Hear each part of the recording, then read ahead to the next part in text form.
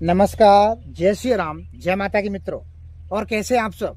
उम्मीद करता हूं कि आप अच्छे से होंगे। मेरे प्यारे भक्तों, आज मैं आपको एक ऐसी साधना बताऊंगा जो आपके लिए धन प्रदान करने वाली साधना होगी। जो लोग धन पैसा के लिए परेशान रहते हैं, धन प्राप्ति के लिए तमाम साधनाएं करते हैं, धन प्राप्ति के लिए तमाम उपाय करते हैं और फिर भी लोगों की धन की समस्या खत्म नहीं होती है, तो आज मैं आपको धन प्रदान करने वाली एक ऐसी यक्षिणी की साधना बताने जा रहा हूं जो आपको नित्य दिन कुछ न कुछ प्रदान करती रहेगी। मेरे प्यारे मित्रों, देखिए, धन प्रदान करने में यक्षिणियों का हमारे जीवन में बहुत बड़ा योगदान रहा है। और अभी से नहीं, प्राचीन समय से बहुत सारे ऋषि मुनि, बहुत सारे साधक यक्षिणियों की साधना करते रहे हैं और उनको अपने बस में करके उनसे अपना मन चाहा काम लेते रहे हैं। तो यक्षिणियां धन पैसा ऐश्वर्य प्रदान करने में बहुत बड़ी सहायक होती हैं। तो आज उन्हीं में से मैं एक ऐसी यक्षिणी की साधना बताने जा रहा हूं। अगर आप एक बार पूरे तन मन धन से इस यक्षिणी की साधना करते हैं तो यह आपसे प्रसन्न होकर के नित्य दिन आपको कुछ न कुछ प्रदान करती रहेगी। यक्षिणी की साधना करने वाले साधक अगर अपने जीवन में ज्यादा ही व्यस्त हों तो वो किसी भी यक्षिणी की साधना भूल के भी न करें। और जिनके पास में फुल समय है, उनके ऊपर घर परिवार का ज्यादा लोड नहीं है, तो ऐसे साधक किसी भी यक्षिणी को प्रसन्न करके अपने मन चाही वस्तुओं को प्राप्त कर सकते हैं और अपनी हर मनोकामना पूरी कर सकते हैं। यक्षिणी जिसके जीवन में उतर जाए उसके जीवन में आनंद ही आनंद भर देती है। उसकी सारी समस्याओं को जड़ से खत्म करके उसको उस मंजिल तक पहुंचा देती है कि उसके जो बराबर के परिवार वाले होंगे वो कभी सोच नहीं पाएंगे कि इस व्यक्ति ने ऐसा क्या कमाया, क्या मेहनत की जिससे कि ये दिनों दिन बढ़ता चला गया। मित्रों, यक्षिणियों के अंदर बहुत बड़ी ताकत होती है। यक्षिणियों के बारे में आप ज्यादा नहीं जानते होंगे। प्राचीन समय में जब पांडवों को वनवास हुआ था तो पांडव जब जंगल में जा रहे थे उस समय उनको बहुत तेज प्यास लगी और सामने एक कुआं नजर आया और वो कुआं किसी यक्ष का था। यक्षिणी और यक्ष यानी यक्षिणियों के पति, तो यक्ष का कुआं था। तो उसमें तमाम यक्ष और यक्षिणियां विचरण करती थी, वो उन्हीं के लिए विशेष था। तो जब उनको प्यास लगी तो कुआं के पास पहुंचे और जब बाल्टी उसके अंदर डालने के लिए रस्सी डाली तो मित्रों वहां पर तमाम यक्ष और यक्षिणियां उनके ऊपर हावी हो गईं और उनसे बोली कि आपकी इस कुएं में बाल्टी डालने की हिम्मत कैसे हुई, और ये हमारे यक्ष और यक्षिणियों का कुआं है। तो अर्जुन के अंदर एक दिव्य शक्ति थी और भगवान श्री कृष्ण को मानने वाले, हर समय हृदय में रमाने वाले अर्जुन से एक यक्ष प्रसन्न हो गया और उस यक्ष ने अर्जुन के अंदर क्या देखा कि भगवान श्री कृष्ण की तस्वीर उनके सीने में नजर आ गई।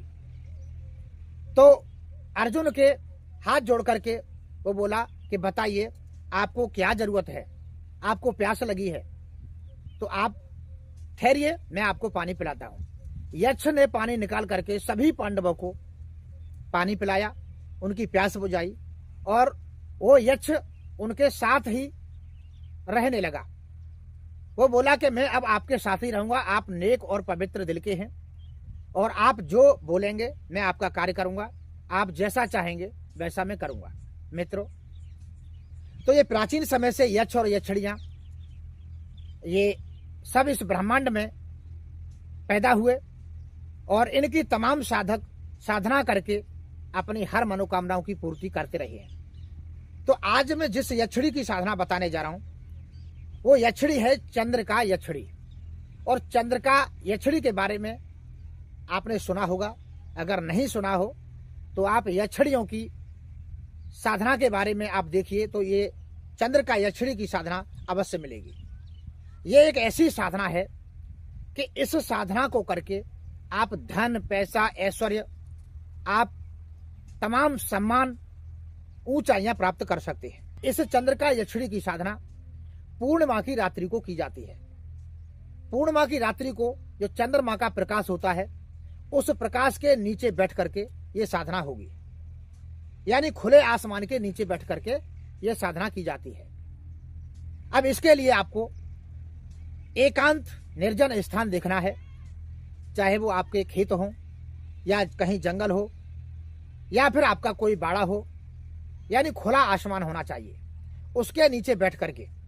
और यह साधना लक्ष्मी रूप में होगी, विशेष ध्यान दें। इसमें आपको कुछ नियमों का पालन करना जरूरी है, ब्रह्मचर्य का पालन करना है और किसी से ब्याज नहीं लेना है। अगर आप किसी से द्वेष भावना रखते हैं तो वो उस दिन आपको अलग रखनी होगी। साधना करने वाले साधक को निर्मल हृदय बनाकर के रखना है, तभी यह साधना संपन्न होगी। तो पूर्णिमा की रात्रि को जो चंद्रमा का प्रकाश होता है, उस प्रकाश के नीचे बैठ करके आप इस साधना को करिए। ये साधना अवश्य ही सफल होगी और एक दिन में सफल होगी। पूर्णिमा के दिन आप सुबह से लेकर के रात्रि तक, यानी जब तक आपकी साधना संपन्न न हो जाए तब तक आपको व्रत रखना है। फलाहार कर सकते हैं, यानी आपको अगर अधिक भूख लगती है तो आप फलाहार कर सकते हैं। शाम के समय नहा धो करके और स्वच्छ वस्त्र पहन करके और हवन की सामग्री लेकर के मां लक्ष्मी का एक चित्र लेना है, यानी तस्वीर लेनी है। वो आपको अपने साधना स्थान पर रखनी है। शाम के समय आपको केसर युक्त खीर बना करके और वो खा करके आपको साधना में जाना है।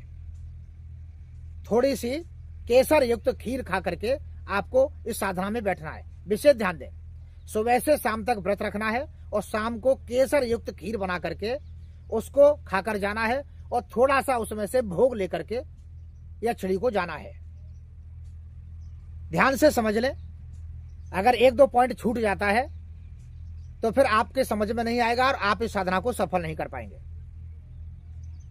तो हवन की सामग्री नॉर्मल रहेगी, जो आप काली माता की या किसी और के हवन में जो सामग्री लगाते हैं वही सादा सामग्री रहेगी।